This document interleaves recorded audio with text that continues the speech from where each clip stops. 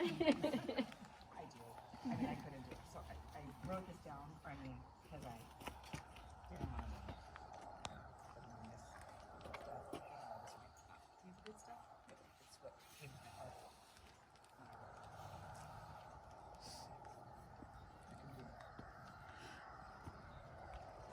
And I'll try to go really fast because I'm That's kind of work for me.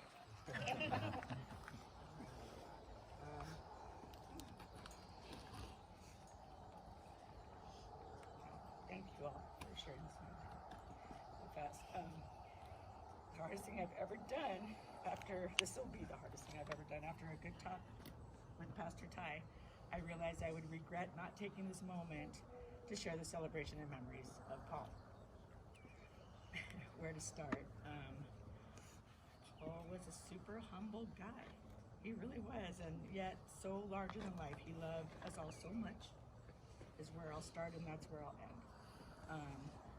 That being said, he used to pretend he hated everybody and everything, but it was quite the contrary. He knew every store clerk, every mailman, every neighbor. He literally truly never met a stranger. And then he would always tell me all about their lives. You know the girl at the store, right? And about her son. I'm like, no. But okay. And this was before small town living. This is like in LA. Paul was a very intelligent man. His brain was like a sponge. It absorbed everything. He craved knowledge and always knew a lot about everything. We would always say, just ask Dad or ask Papa, always, and he'd have the answer. He also had some Paul facts that were like, so we learned to recognize those. We're like, I'll go with it. It seems like it makes sense to me. Paul had the greatest laugh. He said that he did. He just had just a belly laugh. And he would laugh at stupid things. I'm like, that's just not even funny.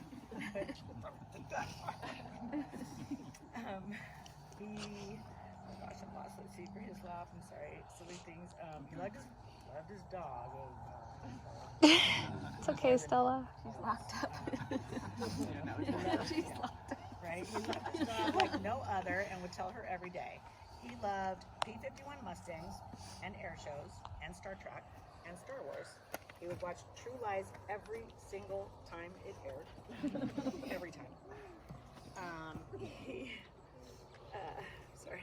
He loved great guitar players like Eddie Van Halen and Randy Rhoads and would always tell us, listen to the guitar. He loved weather and storms and the Arizona desert and aliens. He loved to cook and feed people. Breakfast was his favorite meal to cook and to eat. Always searching for the best breakfast in town and a chicken fried steak. He was super clean. He washed his hands all the time. Like before we're all supposed to, but washed his hands like crazy and did household chores. It seemed like he was always doing laundry. I swear, I don't know how he had everyday laundry. I'm like, I'm gonna do some laundry. Need anything washed? Super clean. Washed his hands, did chores. Laundry. Always washed the sheets. He insisted on clean sheets. Yet, and I have to say, I'm never gonna wash my sheets again. So I say that. That's quite a commitment. Yeah. I mean, his pillow doesn't even smell like him anymore, but I'm like, I'm not gonna wash him. So, system clean sheets. Yeah, he was the manliest man ever. Like he did all those things, but he could fix things and build things and drive a boat and dirt bike ride and loved his garage time, which is where he would sneak his whiskey. He loved our military, our police officers, our flag, our country, and his president. That really mattered to him. He was strong and truly didn't give a shit what people thought about him. Mm-hmm. He had zero tolerance for stupidity and made that known. He was the furthest thing from politically correct in a crowd, for sure. I was always waiting for him to say the wrong thing, and sure enough he would, and people loved him for it. I'm like, really? Yeah. All right then. Always like, in fact, yeah, sure enough, people loved him for it. One of the girls, high school boyfriends actually just posted during this how Paul hated him. He did. God, he hated him. How Paul hated him, but taught him everything and was still the greatest man he's ever known. That's so Paul. He's like, he hated me, but what a guy. Greatest man he's ever known. That is so Paul. He claimed to hate cats, but fed ours every day. While calling him names. He hated asking people for help and never did. Just ask Brian about the fence incident. Yeah, he wouldn't ask for help, but we were hung up on a fence, so I did. I was like, somebody's got to come help. Anyhow, sorry. He hated trends and followers and mindless humans and used the word idiot all the time.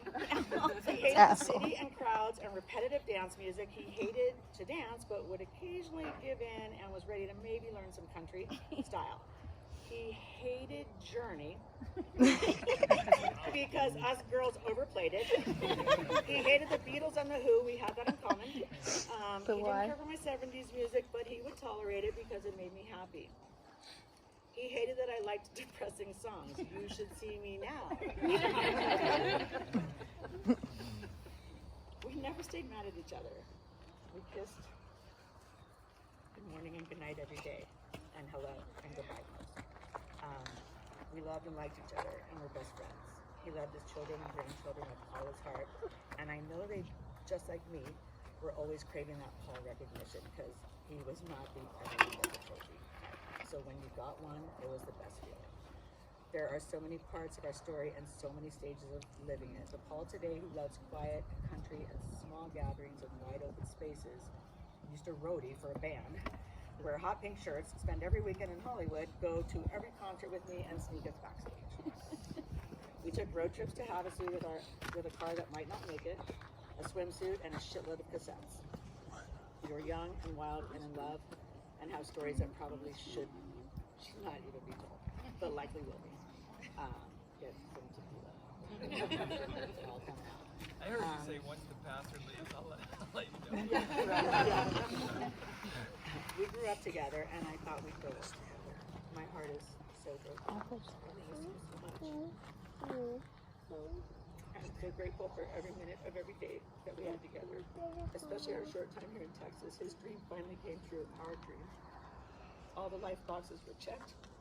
He truly died happy and with no pain right here at this ranch that he loves so much, and that will keep me going. I am going to do my damnedest to continue the dream that was ours together and make him proud. I know, he would be crushed to think he was the cause of anyone's pain or sadness. Our family is here to stay. We have a baby on the way and a billion memories to keep alive. For me, we are still Paul and Jess, and our love story doesn't end here. I miss him. Beautiful, Jess. I did it. You. Paul's proud. Yeah.